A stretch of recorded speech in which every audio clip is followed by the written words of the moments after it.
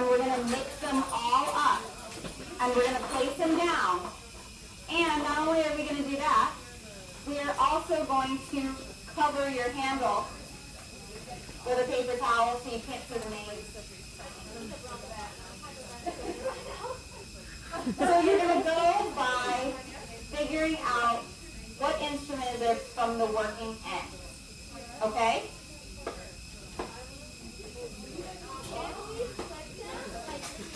Yeah, you can as long as it stays covered. The handle stays covered.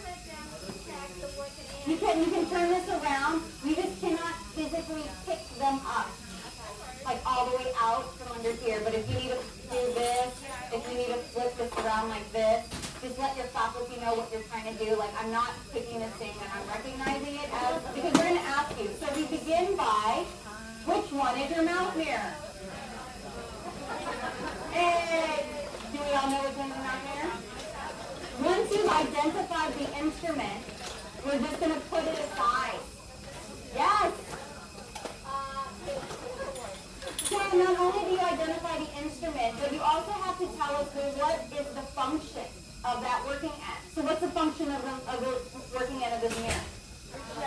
Refraction, transillumination, indirect vision, and what?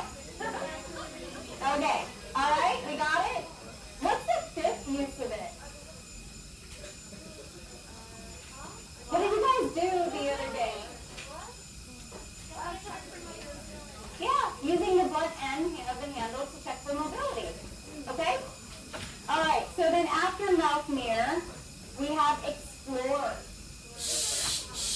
So how do we tell which ones are explorers? What can you tell me about them? They're going to have the thinnest shank, right? Because the thinnest shank, the thinner they are, the better they are for tactile sensitivity, correct? So you have two explorers here, correct? What are they for? Okay, well, not just that, detection in general. It can be overhangs, it can be over margins, it can be a variety of things, correct? So the difference between the two, though, is one is for what area? No? Supra. Not just the occlusal. This one is for supra. What's this one for? There you go. Got it? So you pick them up, you identify them, you tell them what they're for, you put them aside. Every error is an error.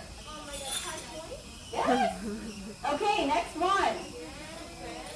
You have probes.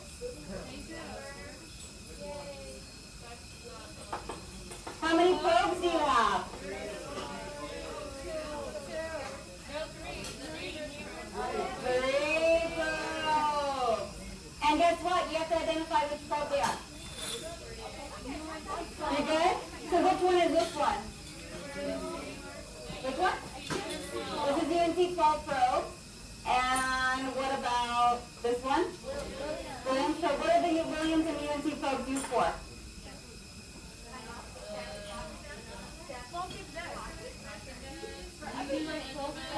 I think it requires measurements, really, right? So we measure pocket depth, clinical attachment, recession, enlargement, mucogingival involvement, if that's in there. What about lesions? If there's oral lesions, right? We can use those probes to measure how big they are. Got it? What other probe do we have here? And what is that for? Rotation detection. Okay, done. Look at this. There's not many left now, right? Look how easy that was. Okay? So now, which one is the universal curette? How do we tell? We're going to look for a toe. Yes? It's the middle one. This one?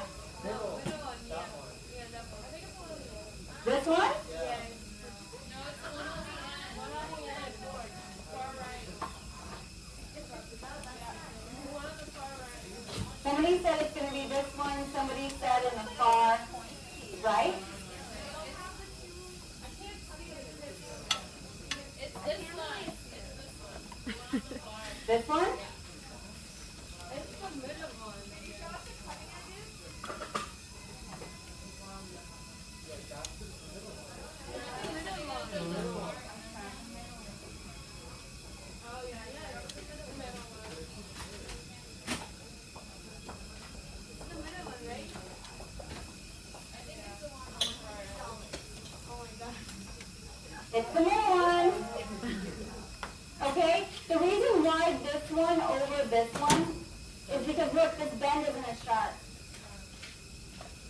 one that has more rounded than, and then if you turn it over and you look at the cutting edges, you'll see that it has a flat, it's not tilted, right? It's at a 90 degree of the face of the blade to the shank. So this is the universal curette. Okay. What is the universal curette used for?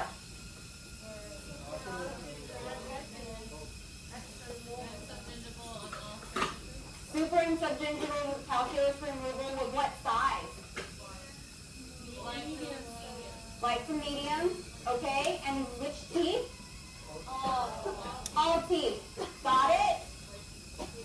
Remember, each of your handouts for each of your instruments, it says the function.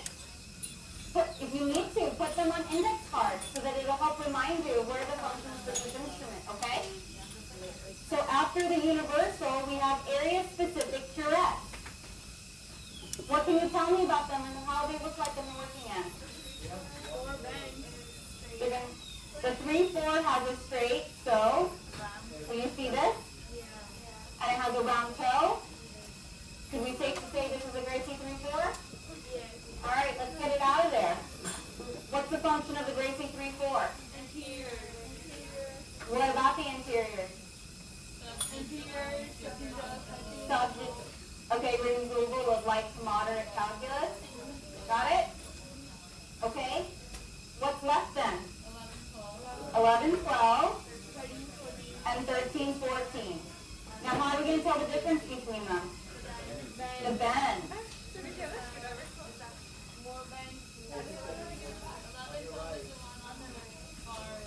Yeah, do you guys see how this has the least amount of bending?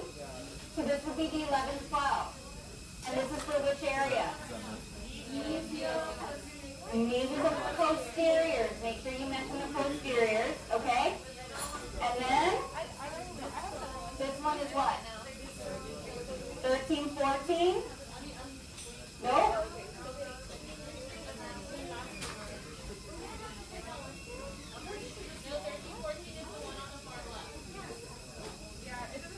Okay? 13, 14 is this one here. Now, how do we tell the difference between the two? Right?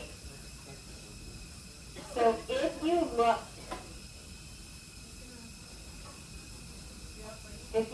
at which end is the cutting edge,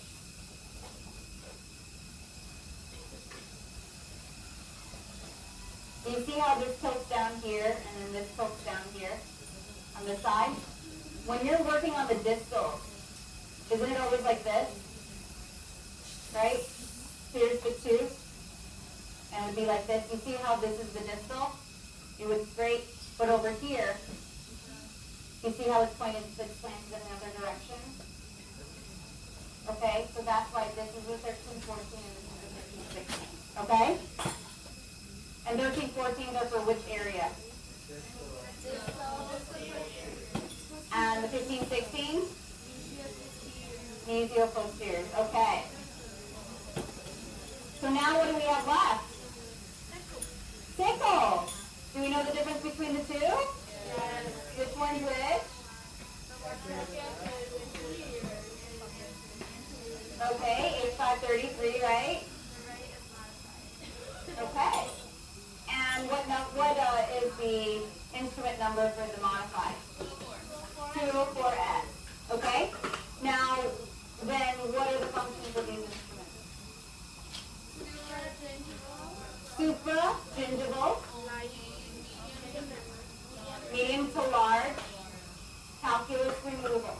Got it? Okay. Done. That's it. No, wait, there's a little more. Just a little bit. The rest of it is actually quite easy. It's stuff that you have actually been doing this entire time. It's just going back to those basics. So a part of it is you describing and then showing it to us. So with adaptation, what is adaptation? Keeping what in contact with the tooth? The toe or tip third in contact with the tooth, correct? Why? What's the purpose? What's the reason for it? So the reason is to prevent acute trauma, correct? And how are we going to, and then you just have to demonstrate it. So we're likely going to give you anterior instruments to demonstrate it for us, so it's very easy for you to show us. So for example, we would then begin with a scalar, and you would just have to show, okay, I'm keeping the tip third adapted to the tooth surface. Got it? Then you do the toe third, making sure the toe third is then adapted to the tooth surface.